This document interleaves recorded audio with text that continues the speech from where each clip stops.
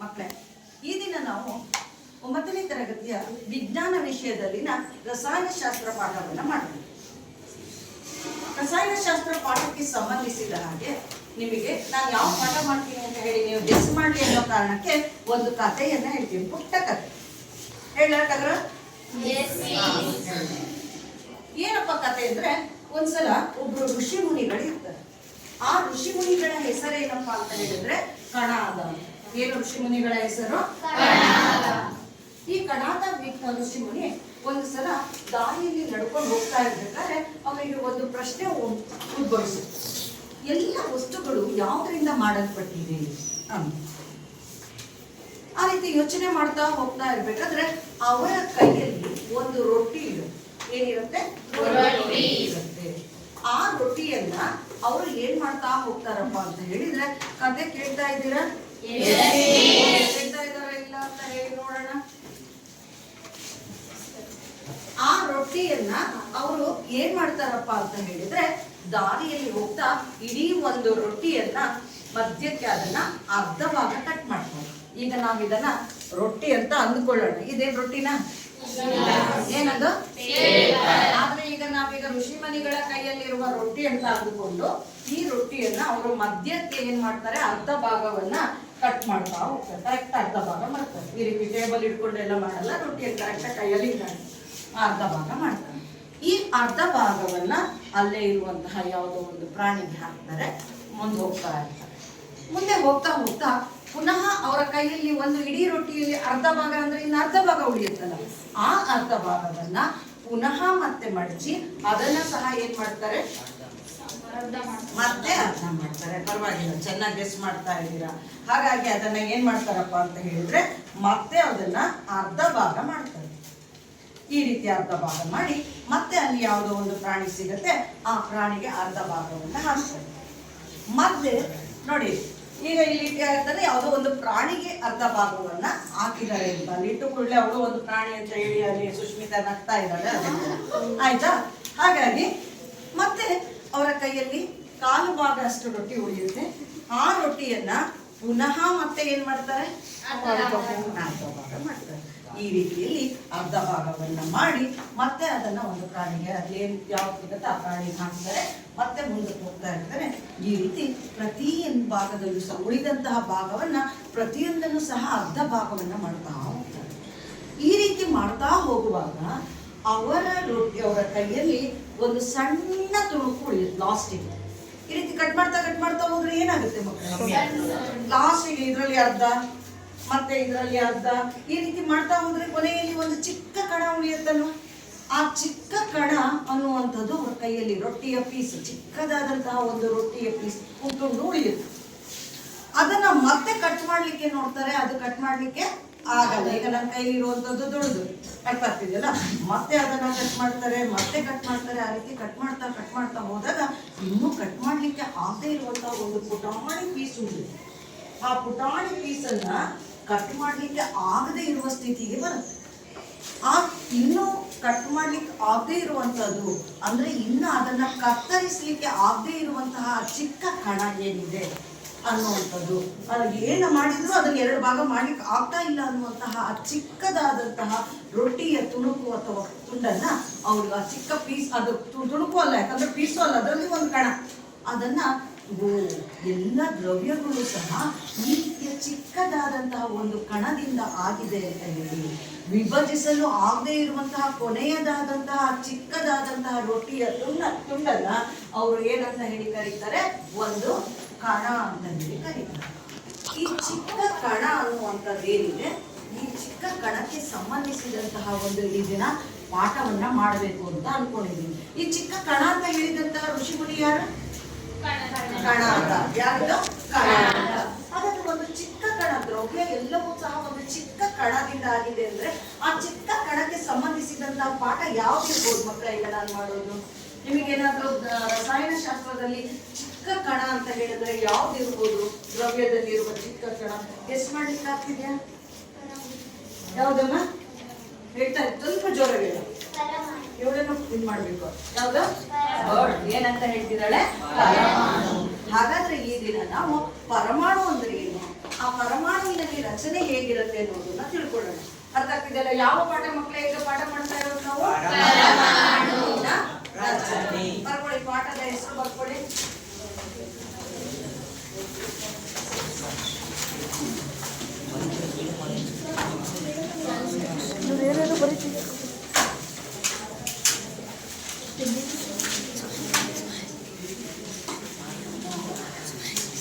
ಪರಮಾಣುವಿನ ರಚನೆ ಬರ್ಕೊಳ್ತಾ ಇದ್ದಾರ?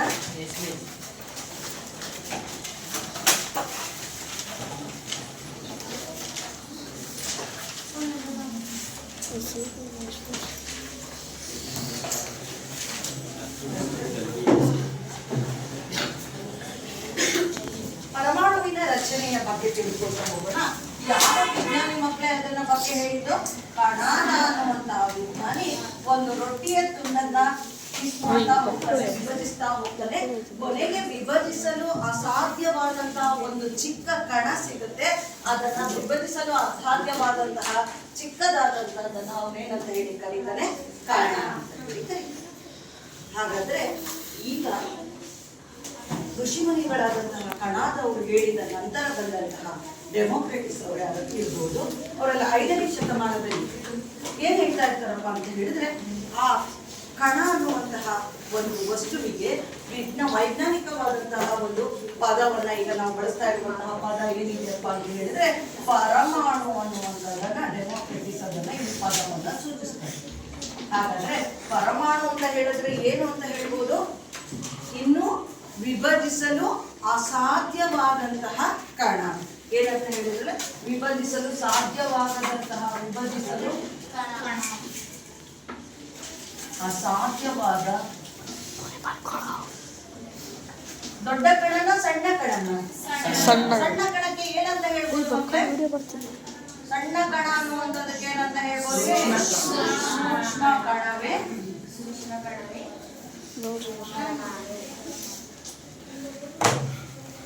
ಹಾಗಾದ್ರೆ ಎಲ್ಲ ವಸ್ತುಗಳು, ಹಾಗಾದ್ರೆ ಎಲ್ಲ ವಸ್ತುಗಳು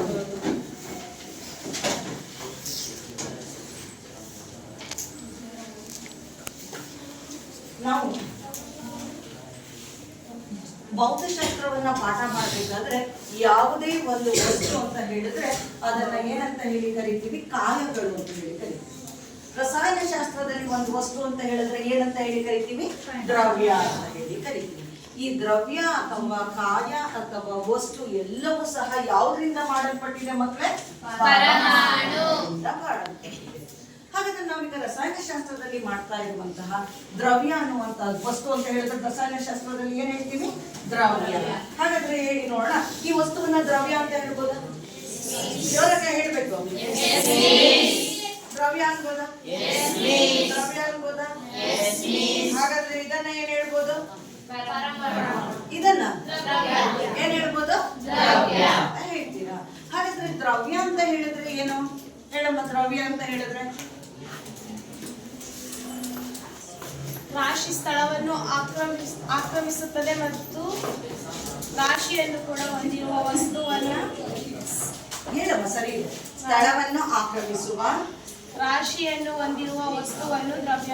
ಇನ್ಯಾರು ಹೇಳ್ತೀರಾ? ಅವ್ರು ಯಾಕೋ ಎದುರುಕೊಂಡಲ್ಲ, ಯಾರು ಹೇಳ್ತೀರಾ?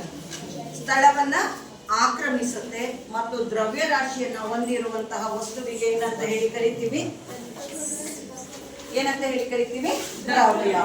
ಯಾವುದು ಸ್ಥಳವನ್ನ ಆಕ್ರಮಿಸುತ್ತೆ? ಇದು ಸ್ಥಳವನ್ನ ಆಕ್ರಮಿಸುತ್ತಾ? ಇದಕ್ಕೆ ರಾಶಿ ಇದೆಯಾ?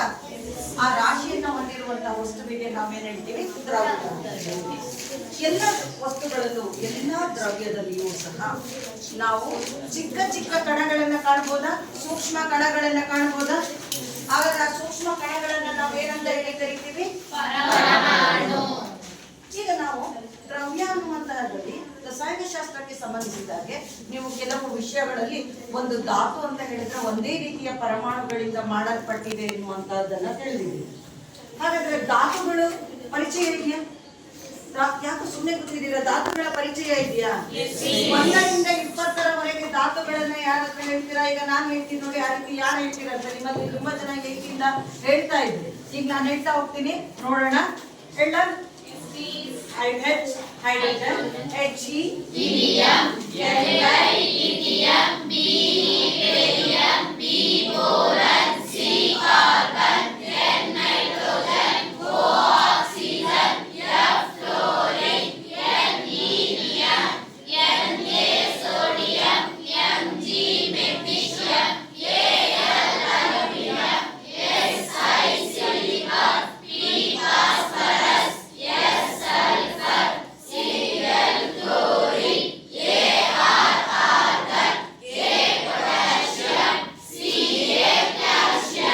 ಎಲ್ಲಿಯವರೆಗೆ ಹೇಳಿದ ಧಾತುಗಳ ಸಂಖ್ಯೆ?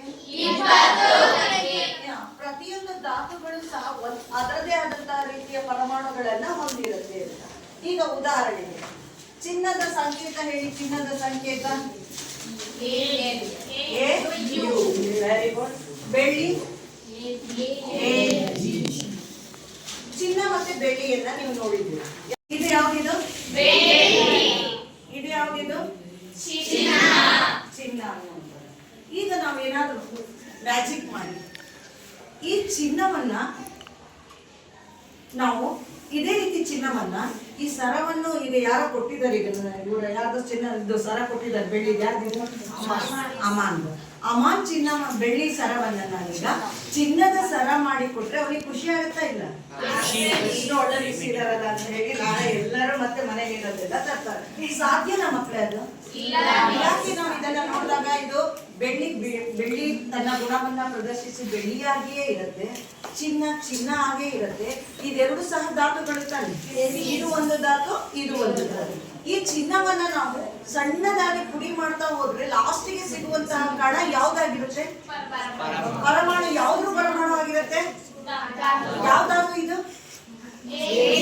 ಏನು ಅಂದ್ರೆ ಯಾವ್ದಿದು? ಚಿನ್ನದ ಪರಮಾಣುನೇ ಆಗಿರುತ್ತೆ. ಬೆಳ್ಳಿಯನ್ನ ಪುಡಿ ಮಾಡ್ತಾ ಹೋದ್ರೆ ಕೊನೆಯಲ್ಲಿ ನಮ್ಗೆ ಯಾವ ಧಾತು ಸಿಗುತ್ತೆ? ಬೆಳ್ಳಿಯ ಧಾತುನೇ, ಅಂದ್ರೆ ಬೆಳ್ಳಿಯ ಪರಮಾಣುವೇ ಸಿಗುತ್ತೆ. ಅರ್ಥ ಆಗ್ತಿದೆಯಲ್ಲ? ಹಾಗಾದ್ರೆ ಚಿನ್ನ ಆಗಿರ್ಲಿಕ್ಕೆ, ಬೆಳ್ಳಿ ಆಗಿರ್ಲಿಕ್ಕೆ ಪ್ರಮುಖ ಕಾರಣ ಏನಪ್ಪಾ ಅಂತ ಹೇಳಿದ್ರೆ, ಈಗ ನಾವು ಚಿನ್ನದ ಪರಮಾಣು ಸಂಖ್ಯೆ ಎಷ್ಟು ಅಂತ ಹೇಳಿ ಕರಿತೀವಿ? 70. ಹಾಗೆ ನೀವು 20ರವರೆಗೆ ಧಾತು ಹೇಳಿದ್ರಿ ಅಲ್ವಾ? ಹಾಗೆ ಆ ರೀತಿಯಲ್ಲಿ ನಮಗೆ ಎಷ್ಟು ಪಟ್ಟು ದೂರ ಎಷ್ಟು ಧಾತುಗಳಿದೆ? 100 ಹೇಳಪ್ಪ ಮಹೇಶ್. 118 ಧಾತುಗಳಿದೆ. ಗುಡ್. 118 ಧಾತುಗಳೇನಿದೆ, ಆ 118 ಧಾತುಗಳಲ್ಲಿ ಪ್ರತಿಯೊಂದು ತನ್ನದೇ ಆದಂತಹ ಸಂಖ್ಯೆಯ ಪರಮಾಣುಗಳನ್ನ ಹೊಂದಿರುತ್ತೆ. ಬೆಳ್ಳಿ ಎಷ್ಟು ಪರಮಾಣುವನ್ನ ಹೊಂದಿದೆ? ಬೆಳ್ಳಿ ಎಷ್ಟಿದೆ?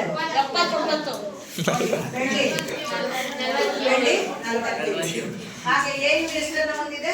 79 ಪರಮಾಣು. ತನ್ನದೇ ಆದಂತಹ ನಿರ್ದಿಷ್ಟ ಸಂಖ್ಯೆಯ ಪರಮಾಣುಗಳನ್ನ ಹೊಂದಿರುವಂತಹ ಅದು ಚಿನ್ನವಾಗೇ ಇದೆ. ಬೆಳ್ಳಿ 47 ಪರಮಾಣುಗಳನ್ನ, ತನ್ನದೇ ಆದಂತಹ ಪರಮಾಣುಗಳನ್ನ ಹೊಂದಿರುವಂತಹ ಪರಮಾಣು ಸಂಖ್ಯೆ ಇದು. ಹಾಗಾಗಿ ಪ್ರತಿಯೊಂದು ಧಾತುವು ಕಬ್ಬಿಣ ಆಗಿರ್ಲಿಕ್ಕೆ ಕಾರಣ ಅದರಲ್ಲಿರುವಂತಹ ಪರಮಾಣುಗಳು. ಪ್ರತಿಯೊಂದು ಧಾತುವು ತನ್ನದೇ ಆದಂತಹ ಗುಣಲಕ್ಷಣವನ್ನ ಹೊಂದಿರುವಂತಹ ಅತ್ಯಂತ ಸೂಕ್ಷ್ಮವಾದಂತಹ ಯಾವುದರಿಂದ ಮಾಡಲ್ಪಟ್ಟಿದೆ? ವಿಭಜಿಸಲು ಅಸಾಧ್ಯವಾದಂತಹ ಸೂಕ್ಷ್ಮವಾದಂತಹ ಕಣವಾದಂತಹ ಯಾವುದರಿಂದ ಮಾಡಲ್ಪಟ್ಟಿದೆ?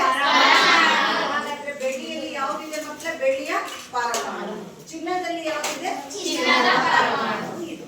ಈ ರೀತಿಯ ಪರಮಾಣು ಅನ್ನುವಂತಹದನ್ನ ಮೊದಲು ಕಂಡು ಹಿಡಿದಾಗ ಅಮನ್ ತಗೊಳ್ತಾ ಇದ್ದಾನೆ.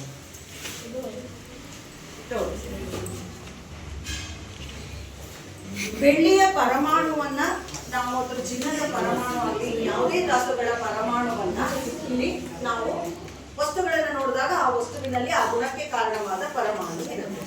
ಪರಮಾಣುವಿನ ಬಗ್ಗೆ ತಿಳಿಸುವಾಗ ಪರಮಾಣುವನ್ನ ವಿಭಜಿಸಲಿಕ್ಕೆ ಸಾಧ್ಯ ಇಲ್ಲ ಮೊಟ್ಟ ಮೊದಲು ತಿಳಿಸಿರ್ತೇವೆ.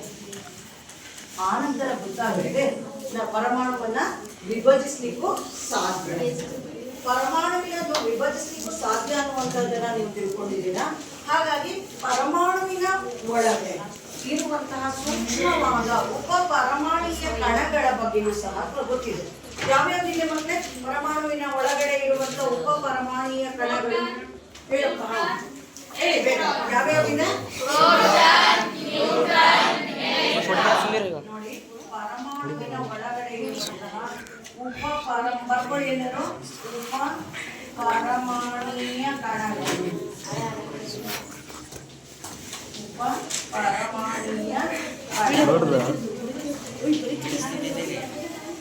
ಅಲ್ಲಿ ಯಾರು ಮಾತಾಡ್ತಿದ್ದಾರೆ ಅವ್ರಿಗೆ ಫೋಕಸ್ ಮಾಡು. ಬರ್ಕೊಳ್ದೇ ಇದ್ರೆ ಉಪ ಪರಮಾಣುಯ ಕಣಗಳು ಯಾವ್ಯಾವ್ದಿದೆ? Proton, neutron, electron.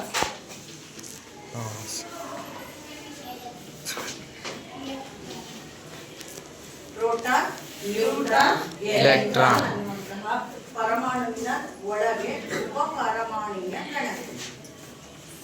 ಈ ಪರಮಾಣುವಿನ ಒಳಗೆ ಇರುವಂತಹ ಉಪ ಪರಮಾಣುವಿನ ಕಣಗಳೇನಿದೆ ಅದು ಎಲ್ಲಿರತ್ತೆ, ಹೇಗಿರತ್ತೆ ಎನ್ನುವಂಥದ್ದನ್ನ 8ನೇ ತರಗತಿಯಲ್ಲಿ ಕೆಲವರು ತಿಳ್ಕೊಂಡಿರುವಂಥದ್ದನ್ನ ನಾನು ನೋಡಿದ್ದೀನಿ. ಹಾಗಾಗಿ ಇದರಲ್ಲಿ ಏನಿದೆ, ಹೇಗಿದೆ, ಎಲ್ಲಿದೆ ಅಂತ ಹೇಳಿ ನೀವು ಕೆಲವರು ನೆನ್ಪು ಮಾಡಿಕೊಂಡು ಒಂದು 8ನೇ ಕ್ಲಾಸಲ್ಲಿ ನೀವು ಅಭಿನಯದ ಮೂಲಕ ತಿಳಿಸಿರುವಂಥದ್ದನ್ನ ನೆನ್ಪು ಮಾಡ್ಕೊಂಡು ಮಾಡ್ಲಿಕ್ಕಾಗತ್ತಾ? ನಾನು ಇಲ್ಲಿ ತಂದಿದ್ದೀನಿ ಪ್ರೋಟಾನ್, ಅದನ್ನ ಎಲ್ಲ ನೀವು ಇದನ್ನ ಬಳಸಿ ಮಕ್ಕಳೇ. ನೀವು ಇದನ್ನ ಪ್ರೋಟಾನ್, ನ್ಯೂಟ್ರಾನ್, ಎಲೆಕ್ಟ್ರಾನ್ ಪರಮಾಣುವಿನಲ್ಲಿ ಎಲ್ಲಿದೆ ಅಂತ ಹೇಳಿ ಯಾರು ಅದನ್ನ ಅಭಿನಯದ ಮೂಲಕ ತಿಳಿಸ್ತೀರಾ ನೋಡಿ.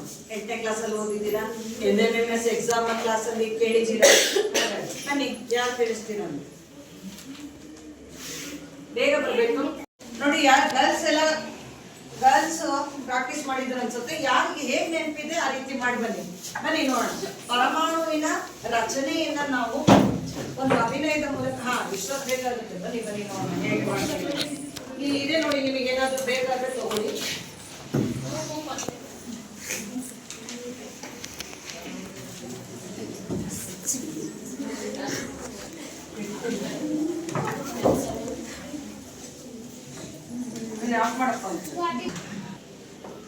ನಾನು ನ್ಯೂಕ್ಲಿಯಸ್ ಪರಮಾಣುವಿನ ಬೀಜ ಕೇಂದ್ರ. ನಾನು ಪ್ರೋಟಾನ್. ನಾನು ನ್ಯೂಟ್ರಾನ್. ಎಲ್ಲಿರುತ್ತೆ ಪ್ರೋಟಾನ್ ಮತ್ತು ನ್ಯೂಟ್ರಾನ್? ಎಲ್ಲಿರುತ್ತೆ? Very good. ಹಾಗಾದ್ರೆ ನ್ಯೂಟ್ರಾನ್ ಬರಪ್ಪ ಈ ಕಡೆ. ಪ್ರೋಟಾನ್ ಮತ್ತೆ ನ್ಯೂಟ್ರಾನ್ ಎಲ್ಲಿರುತ್ತೆ? ಎಲ್ಲ ಸ್ವಲ್ಪ ಮರ್ತೋಗಿದೆ. ಎಲ್ಲಿರುತ್ತೆ ಪ್ರೋಟಾನ್ ಮತ್ತೆ ನ್ಯೂಟ್ರಾನ್? ಎಲ್ಲಿರುತ್ತೆ? ಅಥವಾ ಇಂಗ್ಲಿಷ್ ನಲ್ಲಿ ಏನ್ ಹೇಳ್ತೀವಿ ಇದಕ್ಕೆ? ಹಾಗಾದ್ರೆ ಪರಮಾಣುವಿನ 2 ಕಣಗಳಾಯ್ತು. ಯಾವ್ಯಾವ್ದಾಯ್ತು ಮಕ್ಕಳೇ? ಪ್ರೋಟಾನ್, ನ್ಯೂಟ್ರಾನ್ ಆಯ್ತು. ಹಾಗಾದ್ರೆ ಇನ್ನೊಂದು ಕಣ ಇರ್ಬೇಕು. ಯಾವ್ದದು? ಹಾಗಾದ್ರೆ ಎಲೆಕ್ಟ್ರಾನ್ ಅನ್ನ ಎಲ್ಲಿ ಇಟ್ಟಿದ್ದಾರೆ? ಇಲ್ಲಿ. ಬನ್ನಿ ಬನ್ನಿ. ಎಲೆಕ್ಟ್ರಾನ್ ಎಲ್ಲಿರುತ್ತೆ?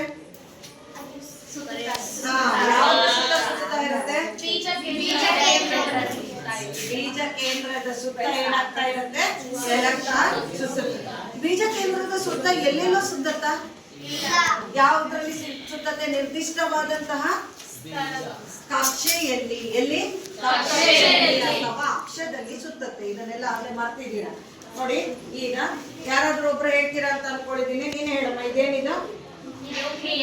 ಏನಿದು? ಇದು ಇದು ಹೇಳಿ. ನ್ಯೂಕ್ಲಿಯಸ್ ನ ಒಳಭಾಗದಲ್ಲಿ ಏನೇನಿರುತ್ತೆ? ಇರುತ್ತೆ. ಹಾಗಾದ್ರೆ ನ್ಯೂಕ್ಲಿಯಸ್ ನಲ್ಲಿ ಇರುವಂತಹ ಇನ್ನೊಂದು ಚಿಕ್ಕ ಕಣ ಯಾವುದು? ಎಲೆಕ್ಟ್ರಾನ್. ಎಲ್ಲಿ ಸುತ್ತುತ್ತಾ ಇರುತ್ತೆ? ಯಾವ್ದು ಸುತ್ತುತ್ತಾ ಇರುತ್ತೆ? ನ್ಯೂಕ್ಲಿಯಸ್ ನ ಸುತ್ತಾನೆ ನೋಡಿ. ಇಲ್ಲೊಂದು ಸ್ವಲ್ಪ ಜಾಗ ಕಡಿಮೆ ಮಾಡ್ಕೊಂಡಿದ್ದಾರೆ. ಹಾಗಾಗಿ ಸುತ್ತಬೇಕು. ನ್ಯೂಕ್ಲಿಯಸ್ ನ ಸುತ್ತ ನಿರ್ದಿಷ್ಟ ಕಕ್ಷೆಯಲ್ಲಿ ಸುತ್ತುತ್ತೆ. ಸಪೋಸ್ ಈ ಮಕ್ಕಳು ಈ ನ್ಯೂಕ್ಲಿಯಸ್ ಸುತ್ತಲೇ ಸುತ್ತಿದ್ರು, ಹೊರಗಡೆ ಆ ಕಡೆ ದೂರದಿಂದ ಎಲ್ಲೆಲ್ಲೂ ಸುತ್ತಲಿಲ್ಲ. ಯಾಕೆಂದ್ರೆ ಈ ನ್ಯೂಕ್ಲಿಯಸ್ ಮತ್ತು ಎಲೆಕ್ಟ್ರಾನ್ಗಳ ನಡುವೆ ಒಂದು ಆಕರ್ಷಣೀಯ ಬಲ ಇರುತ್ತೆ, ನ್ಯೂಕ್ಲಿಯರ್ ಬಲ. ಹಾಗಾಗಿ ಅದೇನಾಗ್ತಾ ಇರುತ್ತೆ? ನ್ಯೂಕ್ಲಿಯಸ್ ಸುತ್ತನೆ ಯಾರು ಸುತ್ತಾ ಇರ್ತಾರೆ? ಹಾಗಾದ್ರೆ ನ್ಯೂಕ್ಲಿಯಸ್ ಹತ್ರ ಇರೋದು ಪ್ರೋಟಾನ್, ನ್ಯೂಟ್ರಾನ್, ಎಲೆಕ್ಟ್ರಾನ್? ಪ್ರೋಟಾನ್ ಮತ್ತೆ ನ್ಯೂಟ್ರಾನ್ ನ್ಯೂಕ್ಲಿಯಸ್ ನ. ಎಲೆಕ್ಟ್ರಾನ್ ಏನಾಗ್ತಾ ಇರುತ್ತೆ? ಅದರ ಸುತ್ತ ಏನಾಗ್ತಾ ಇರುತ್ತೆ? ಅನ್ನೋದನ್ನ ತೋರಿಸಿದ್ವಿ. ಯಾವ್ದನ್ನ ತೋರಿಸಿದ್ವಿ ಈಗ ನೀವು?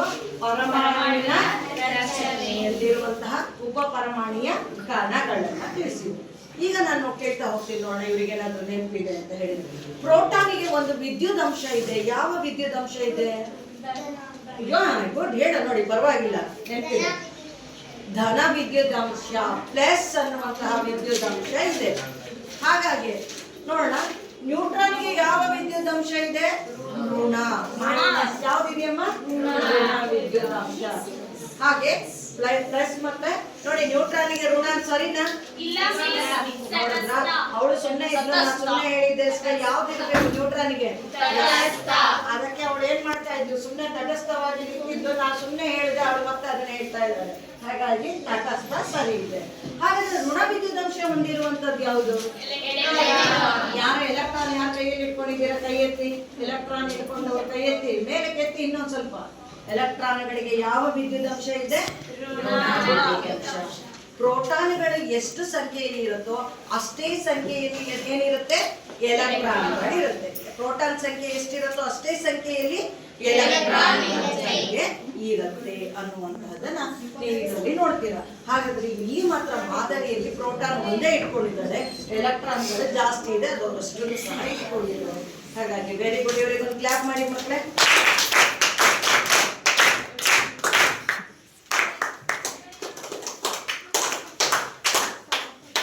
ನೋಡಮ್ಮ ಯಾವ ಚಾರ್ಟ್ ಅಂತ ಹೇಳಿ ಫ್ರೆಂಡ್ಸಿಗೆ ಫಸ್ಟ್ ಕೇಳು, ಆನಂತರ ಅದರ ಬಗ್ಗೆ ನೀನ್ ಏನ್ ಹೇಳಬಲ್ಲೆ ನೋಡೋಣ. ಇದ್ರ ಬಗ್ಗೆ ನಿನಗೇನಾದ್ರು ಅರ್ಥ ಆಗಿದ್ರೆ ಹೇಳು ನೋಡೋಣ.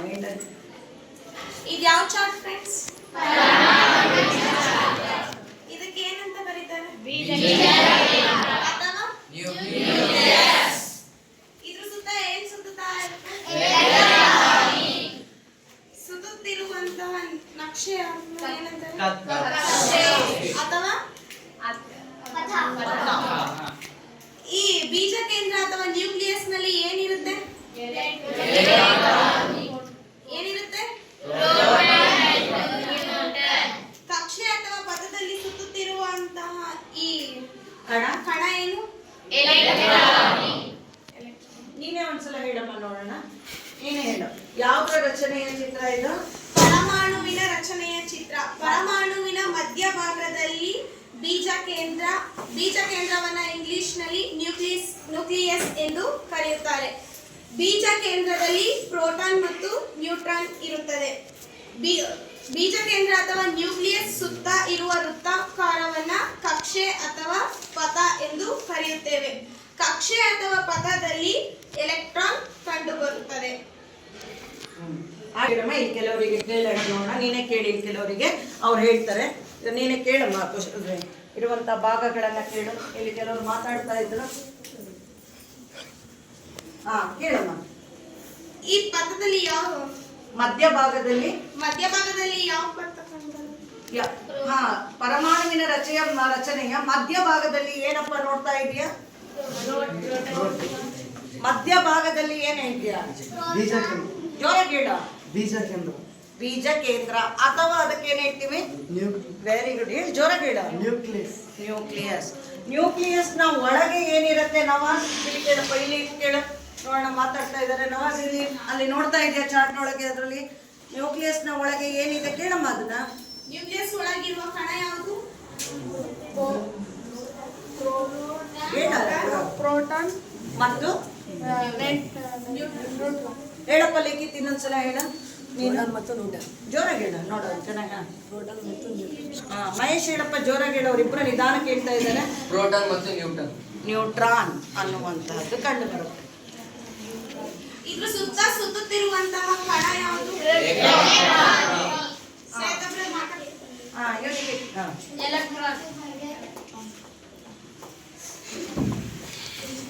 ಈ ರೌಂಡಿಗೆ ಏನಂತ ಕರೀತಾರೆ?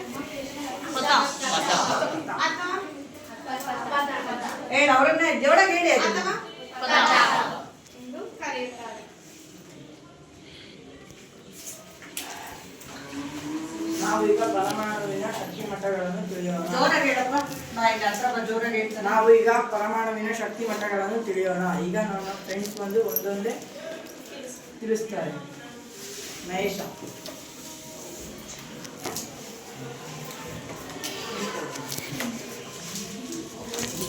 ಯಾವ್ದು ತಪ್ಪ ಇದೆ ಚಾರ್ಟ್?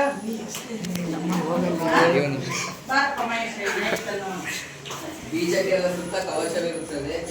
ಒಂದನೇದು ಕವಚ. ಬೀಜ ಕೇಂದ್ರ ಯಾವ್ದು ತೋರ್ಸಪ್ಪ ನೋಡಿ. ಅರ್ಜೆಂಟ್ ಆಗಿ ಹೇಳ್ತಾ ಇದ್ದಾನೆ. ಮಧ್ಯದಲ್ಲಿ ಇರುವಂತದ್ದು ಏನಪ್ಪ ಅದು? ಬೀಜ ಕೇಂದ್ರ. ಇಂಗ್ಲಿಷ್ ಅಲ್ಲಿ ಏನೇ ಹೇಳ್ತೀವಿ? ಒಂದನೇದು ಕವಚ. ಯಾವ್ದು ಸುತ್ತ ಇರುತ್ತದು? ಬೀಜ ಕೇಂದ್ರ. ಅವ್ರಿಗೆ ಹೇಳ್ಬೇಕಲ್ವಾ? ಬೀಜ ಕೇಂದ್ರ ಸುತ್ತ ಕವಚವಿರುತ್ತದೆ. ಒಂದನೇದು ಕವಚ, ಎರಡನೇದು ಎಲ್ ಕವಚ, ಹಾ. ಮೂರನೇದು ಎನ್ ಕವಚ, ನಾಲ್ಕನೇದು ಎಂ ಕವಚ. ಅಲ್ಲಿ ಒಂದು ನೋಡಿ ಅಲ್ಲಿ ಆಡಿಸ್ಬೇಕಾದ್ರೆ KL ಎಂ ಕವಚ ಆಗ್ಬೇಕಿತ್ತು, ಆಮೇಲೆ ಎನ್ ಕವಚ ಆಗುತ್ತೆ. ಹಾಗಾದ್ರೆ ಬೀಜ ಕೇಂದ್ರದ ಸುತ್ತ ಇರುವಂತಹ ಕವಚಗಳಿಗೆ ಬೇರೆ ಏನ್ ಹೆಸರು ಹೇಳ್ತೀವಿ? ಕವಚಗಳು ಅಥವಾ ಕಕ್ಷೆ ಅಥವಾ ಪಥ ಯಾವ್ದಾದ್ರು ನಾವು ಕಲಿಬಹುದು, ತಿಳಿಬಹುದು ಅಂತ. ನೆಕ್ಸ್ಟ್ ಆ ಕಡೆ ಇದೆಯಲ್ಲ ಅದೇನಪ್ಪ ಕಾರ್ತಿಕ್ ಬಾಯಲ್ಲಿ ನೋಡೋಣ, ಹೇಳು. ಆ ಕಡೆ ಹೋಗು ಕುಮಾರನ್ ಪಕ್ಕಕ್ಕೆ ಹೋಗು. ನೀನು ಹತ್ರ ಫೋಕಸ್ ಮಾಡೋದು ತೋರಿಸ್ತಾ ಇರೋದನ್ನ. ಈ ಕಕ್ಷೆಗಳನ್ನು ಸಂಖ್ಯೆಗಳಿಂದ ಸೂಚಿಸಬಹುದು. ಹಾ. 1ನೇ ಕವಚ, 2ನೇ ಕವಚ, 3ನೇ ಕವಚ, 4ನೇ ಕವಚ. ಹಾ. ಹಾಗಾದ್ರೆ ಕುಮಾರ ಈಗ ಅದಷ್ಟನ್ನು ನೀವು ತಿಳಿಸಿರುವಂತದ್ದು ಏನಪ್ಪಾ? ಅದು ಪರಮಾಣುವಿನ ಚಾರ್ಟ್. ಶಕ್ತಿ ಮಟ್ಟಗಳು. ಯಾವ ಚಾರ್ಟ್ ನೋಡ್ತಾ ಇದ್ದೀರಾ ಮಕ್ಕಳೇ ನೀವು? ನೀನ್ ಹೇಳ್ತೀನಪ್ಪ, ಇದುವರೆಗೂ ಹೇಳಿದ್ದನ್ನ ಒಟ್ಟಿಗೆ ಹೇಳ್ತೀಯ. ಪರಮಾಣುವಿನ ಶಕ್ತಿಯ ಮಟ್ಟಗಳಲ್ಲಿ ಏನನ್ನ ನೋಡಿದ್ರಿ ಅಂತ ಹೇಳ್ತೀಯಾ? ಮಧ್ಯಭಾಗದಲ್ಲಿ ಇರೋದೇನಪ್ಪ? ಬಾ ಇದೆ, ಬಾ ಹೇಳಮ್ಮ ಸಿಮ್ರಾನ್, ನೋಡೋಣಪ್ಪ. ಕೆಲವು ಶಕ್ತಿ ಮಟ್ಟಗಳು. ಇದು ಮಧ್ಯದಲ್ಲಿರೋದು ಬೀಜ ಕೇಂದ್ರ. ಇದು ಇದರಿಂದ ಕವಚಗಳು. ಇದು ವೈಟ್ ಕಲರ್ ಇರೋದು ಕೆ ಕವಚ. ಇದು ಯೆಲ್ಲೋ ಕಲರ್ ಇರೋದು ಎಲ್ ಕವಚ. ಇದು ಲೈಟ್ ಗ್ರೀನ್ ಇರೋದು ಎನ್ ಕವಚ. ಈ ಪಿಂಕ್ ಕಲರ್ ಇರೋದು ಎಂ ಕವಚ. ಈ ಕವಚಗಳೆಲ್ಲವೂ ಸಹ ಏನದು? ಪರಮಾಣುವಿನ ಕೆಲವು ಶಕ್ತಿ ಮಟ್ಟಗಳು. ಪರಮಾಣುವಿನ ಶಕ್ತಿಯ ಮಟ್ಟಗಳನ್ನ ಈ ಚಾರ್ಟ್ ತಿಳಿಸ್ತಾ ಇದೆ ಅನ್ನುವಂಥದ್ದು. ಚಾರ್ಟ್ ಯಾರು ಮಾಡಿದ್ದದು? ಕುಮಾರನ. ಕುಮಾರನ ಕ್ಲಾಪ್ ಮಾಡಿ ಎಲ್ಲರೂ. 8ನೇ ತರಗತಿಯಲ್ಲಿರುವ ಮಕ್ಕಳ ಕೆಲವು ಕಳೆದ ತರಗತಿಯಲ್ಲಿರುವಂತಹ ನೀವು ತಿಳಿದಿರುವಂತಹ ಮುಖ್ಯಾಂಶಗಳನ್ನ ಈಗ ನೀವು ನೆನಪು ಮಾಡ್ಕೊಂಡಿದ್ದೀರಲ್ವಾ? ಹಾಗೆ ಪರಮಾಣುವಿನ ವಿವಿಧ ಕಕ್ಷೆಗಳಲ್ಲಿ ಯಾರಿರ್ತಾರೆ? ಪರಮಾಣುವಿನ ವಿವಿಧ ಕಕ್ಷೆಗಳಲ್ಲಿ ಯಾರಿರ್ತಾರೆ ಮಕ್ಕಳೇ? ಯಾರಿರ್ತಾರೆ?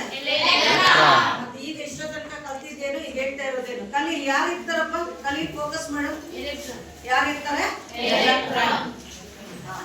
ಪರಮಾಣುವಿನ ವಿವಿಧ ಕಕ್ಷೆಗಳಲ್ಲಿ ಎಲೆಕ್ಟ್ರಾನ್ ಇರುತ್ತೆ. ಒಂದು ಪರಮಾಣುವಿನ ನ್ಯೂಕ್ಲಿಯಸ್ ನಲ್ಲಿ ಏನೇನಿರುತ್ತೆ? ಪ್ರೋಟಾನ್ ಮತ್ತು ಎಲೆಕ್ಟ್ರಾನ್ ಏನಾಗ್ತಾ ಇರುತ್ತೆ?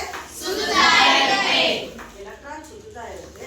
ಹಾಗಾದ್ರೆ ಈಗ ನಿಮಗೆ ನೆನಪಿರುವ ಹಾಗೆ ಪ್ರೋಟಾನ್ ಯಾವ ವಿದ್ಯುತ್ ಅಂಶವನ್ನ ಹೊಂದಿದೆ? ಯಾರು ಉತ್ತರ ಹೇಳ್ತೀರಾ? ಪ್ರೋಟಾನ್ ಯಾವ ವಿದ್ಯುತ್ ಅಂಶವನ್ನ ಹೊಂದಿದೆ? ಧನ ವಿದ್ಯುತ್ ಅಂಶ. ಹಾಗೆ ಯಾವ ವಿದ್ಯುತ್ ಅಂಶವನ್ನ ಹೊಂದಿದೆ ಎಲೆಕ್ಟ್ರಾನ್? ಈ ಕಡೆ ಯಾರಾದ್ರೂ ಒಬ್ರು ಹೇಳ್ತಾರೆ, ಕೇಳೋಣ. ಉಸೇಫ್ ಯಾವ ವಿದ್ಯುತ್ ಅಂಶ ಹೊಂದಿದೆ? ಯಾವ ವಿದ್ಯುತ್ ಅಂಶ ಹೊಂದಿದೆ? ಋಣ ವಿದ್ಯುತ್ ಅಂಶ. ಋಣ ವಿದ್ಯುತ್ ಅಂಶವನ್ನ ಹೊಂದಿರುವಂತದ್ದು ಯಾವ್ದಪ್ಪ? ಋಣ ವಿದ್ಯುತ್ ಯಾವುದು? ಹೇಳ, ಜೋರಾಗಿ ಹೇಳ. ಎಲೆಕ್ಟ್ರಾನ್. ಎಲೆಕ್ಟ್ರಾನ್ ಅನ್ನುವಂಥದ್ದು ಋಣ ವಿದ್ಯುತ್ ಅಂಶವನ್ನ ಹೊಂದಿದೆ.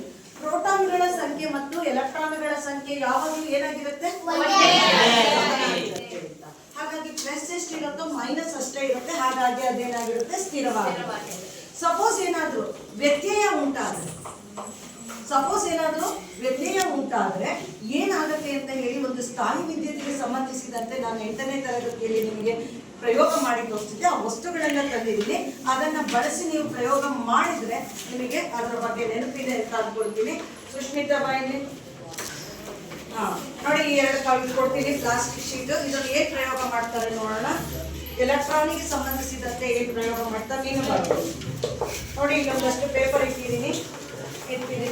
ಬೇಗ ಏನ್ ಮಾಡ್ತಾರೆ ನೋಡೋಣ. ಯಾರು ಮಾತಾಡ್ತೀರಾ?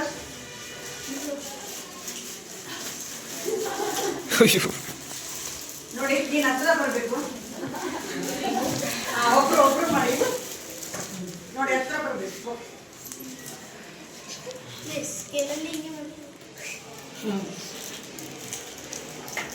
ಏನ್ ಮಾಡಮ್ಮ?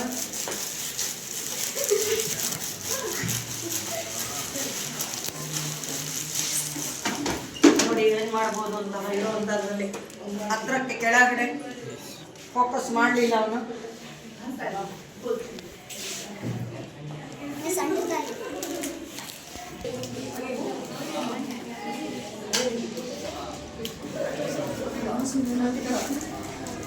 ಏನಾಗ್ತಾ ಇದೆ ನೋಡಿ, ಅವಳು ಒಂದು ವಸ್ತುವಿನ ಮೇಲೆ ಶಕ್ತಿ ಬಲ ಪ್ರಯೋಗ ಮಾಡಿದ್ನು. ಬಲ ಪ್ರಯೋಗ ಮಾಡಿದಾಗ ಏನಾಗುತ್ತೆ, ಅದರಲ್ಲಿ ಇರುವಂತಹ ಎಲೆಕ್ಟ್ರಾನ್ಗಳು ಇನ್ನೊಂದಕ್ಕೆ ವರ್ಗಾವಣೆ ಆಗಿರುತ್ತೆ. ಯಾವಾಗ ಎಲೆಕ್ಟ್ರಾನ್ಗಳು ಮತ್ತು ಪ್ರೋಟಾನ್ಗಳ ಸಂಖ್ಯೆ ಕಡಿಮೆ ಆಗುತ್ತೆ ಅಥವಾ ಹೆಚ್ಚಾಗುತ್ತೆ, ಆಗ ಏನಾಗುತ್ತೆ, ಒಂದು ವಸ್ತು ಆವೇಶವನ್ನು ಪಡೆದುಕೊಳ್ಳುತ್ತೆ. ಆವೇಶವನ್ನು ಪಡೆದಂತಹ ಇದು ಇಲ್ಲಿರುವಂತಹ ಪೇಪರನ್ನು ಏನು ಮಾಡ್ತಾ ಇದೆ, ಅದು ಆಕರ್ಷಿಸ್ತಾ ಇದೆ ಅನ್ನುವಂಥದ್ದು. ಇಲ್ಲಿ ಸ್ಥಾಯಿ ವಿದ್ಯುತ್ತನ್ನು ನೀವು ಗಮನಿಸ್ಬೋದು. ನೆಕ್ಸ್ಟ್ ಏನು ಮಾಡಲಿಲ್ಲ, ಬರಲ್ಲೇನಮ್ಮ, ಬರಲ್ವಾ? ಫೋಕಸ್ ಮಾಡಪ್ಪ, ಅವಳಿಗೆ ಬರಲ್ಲ ಅಂತ ನೋಡು, ಅವಳಿಗೆ ನೋಡಿ ಬರುತ್ತಾ ಇಲ್ಲ ಅಂತ. ಆಗಲ್ಲ, ಮೇಲೆ ಕೇಳಿ ಮಾಡು ಮಾಡು. ಹಾಂ ಬರಮ್ಮ, ನೋಡಿ ಆಗಲ್ಲ ಅಂತಿದ್ದಾಳೆ. ಆಯ್ತಾ? ಅಟ್ರಾಕ್ಟ್ ಆಗ್ತಿದ್ಯಾ? ಹಾಂ. ನೆಕ್ಸ್ಟ್ ಏನು ಮಾಡಿ ನೋಡಪ್ಪ, ಬಲೂನ್ ಕೊಟ್ಟಿದ್ದೀನಿ, ಹೇಗೆ ಮಾಡ್ತೀಯ ಅಂತ ಹೇಳಿ.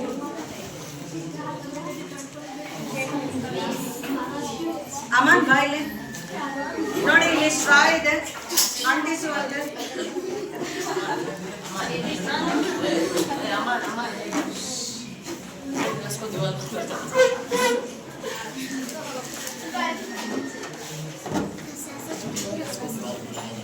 ನೋಡಿ, ಸ್ಥಾಯಿ ವಿದ್ಯುತ್ತಿಗೆ ಸಂಬಂಧಿಸಿದಂತಹ ಪ್ರಯೋಗವನ್ನು ನೆನಪು ಮಾಡ್ಕೊಂಡು ಮಾಡ್ತಾ ಇದ್ದೀರಾ. ಏನು ಕ್ರಿಯೆ ನಡೀತಿದೆ ಅಂತ ಹೇಳುವಂಥದ್ರಲ್ಲಿ ಎಷ್ಟು ಜನ ಹೇಳ್ತೀರಾ ನೋಡೋಣ. ಯಾಕೆ ಇದು ಪೇಪರನ್ನು ಬಲೂನು ಅದು ಆಕರ್ಷಿಸ್ತಾ ಇದೆ ಎನ್ನುವಂಥದ್ದು. ನೆಕ್ಸ್ಟ್ ಇಲ್ಲಿ ಒಂದು ಸ್ಟ್ರಾ ಕೊಡ್ತೀನಿ ನೋಡಿ ಮಕ್ಕಳೇ. ಈ ಸ್ಟ್ರಾವನ್ನು ಗೋಡೆಗೆ ಅಂಟಿಸ್ಲಿಕ್ಕೆ ಹೇಳ್ತೀನಿ ಅಮ್ಮನಿಗೆ. ಅಮ್ಮನ ಇದನ್ನ ಸ್ಟ್ರಾನ ಗಮ್ ಹಾಕೋಂಗಿಲ್ಲ, ಏನಿಲ್ಲ, ನೀನು ಅಂಟಿಸ್ಬೇಕು. ಹೇಗೆ ಅಂಟಿಸ್ತೀಯ ನೋಡು. ಹಾಂ, ಅಂಟಿಸ್ಬೇಕು ನೋಡ, ಗೋಡೆಗೆ ಅಂಟಿಸೋದು. ಬಿಡು ಕೆಳಗೆ. ಹಾಂ, ಅಂಟಿಸಪ್ಪ. ನೋಡಿ, ಯಾಕೋ ಅಮ್ಮನಿಗೆ ಗೊತ್ತಾಗಿಲ್ಲ. ಸುಭಾಷ್ ಬಾ ನೋಡೋಣ. ಅಡಿಯಾಗೆ ಅಮ್ಮನ ಬಾಯಲ್ಲಿ ಈ ಥರ ಮಾಡಿ ನೋಡು. ನೋಡಿ, ಯಾಕೋ ಅವನು ಹಾಗೆ ಇದ್ದ. ಇದನ್ನು ಇಟ್ಕೊಂಡು ಇದಕ್ಕೆ ಅಳಪ.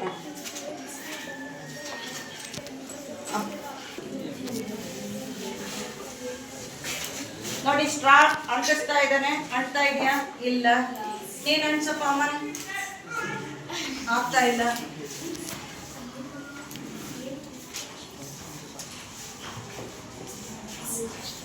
ಸುಭಾಷ್ ನೋಡಿ, ಅಂಟತಾ ನೋಡಿ. ಅಲ್ಲಿ ಸ್ಟ್ರಾ ಅಂಟಿದಿರುವಂಥದ್ದನ್ನು ಗಮನಿಸಿ.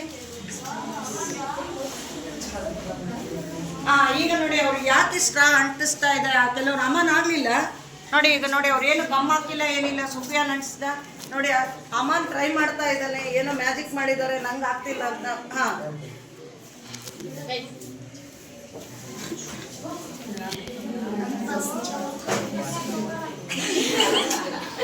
ಆಯ್ತಾ? ಆಗ್ತಾನೆ ಇಲ್ಲ ಅಮ್ಮನ ಕೈಲಿ. ನೋಡೋಣ ಅಮ್ಮನ್, ನೀನು ಪ್ರಯತ್ನ ಅಲ್ಲಿವರೆಗೆ ನೋಡಿ ಏನು ಕ್ರಿಯೆ ನಡೀತಾ ಇದೆ ಅಂತ ಹೇಳಿ ನೋಡೋಣ. ಕೀರ್ತನ ಹೇಳ್ತೀಯ ನಮ್ಮಲ್ಲಿ ಏನಾಗ್ತಾ ಇದೆ ಅಂತ.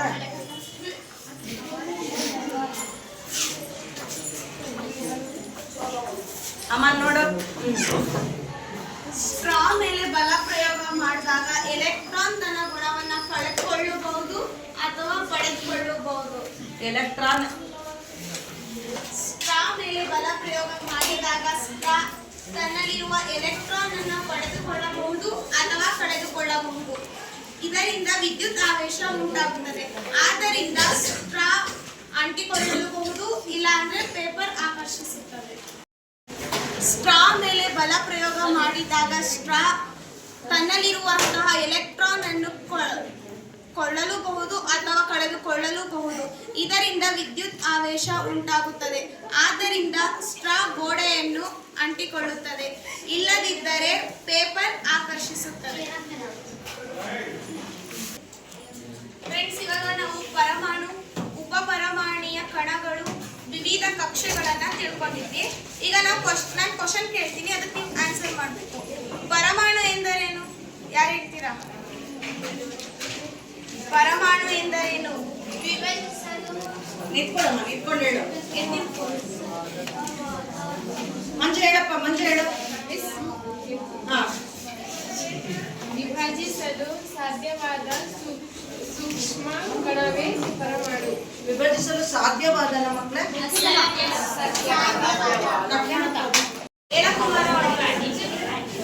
ವಿಭಜಿಸಲು ಅಸಾಧ್ಯವಾದ ಸೂಕ್ಷ್ಮ ಕಣವೇ ಪರಮಾಣು. ಉಪಪರಮಾಣುಯ ಕಣಗಳು ಯಾವುವು? ನವಾಸ್.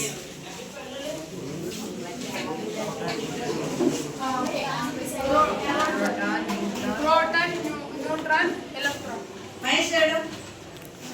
Proton, neutron, electron.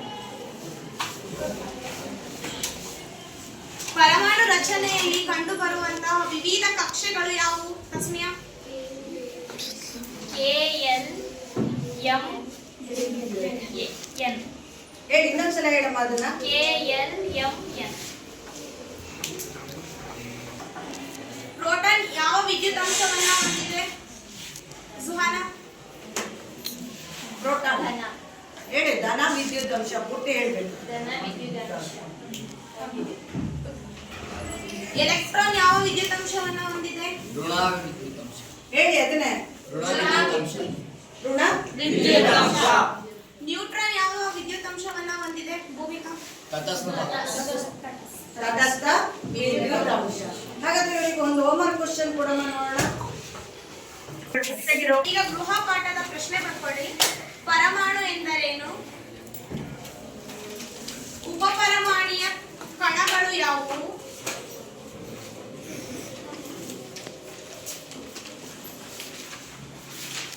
ಪರಮಾಣುವಿನ ರಚನೆಯ ಚಿತ್ರವನ್ನು ಬರೆದುಕೊಂಡು ಬನ್ನಿ. ಲಾಸ್ಟ್ ಕ್ವಶನ್, ವಿವಿಧ ಕಕ್ಷೆಗಳನ್ನು ಗುರುತಿಸಿ.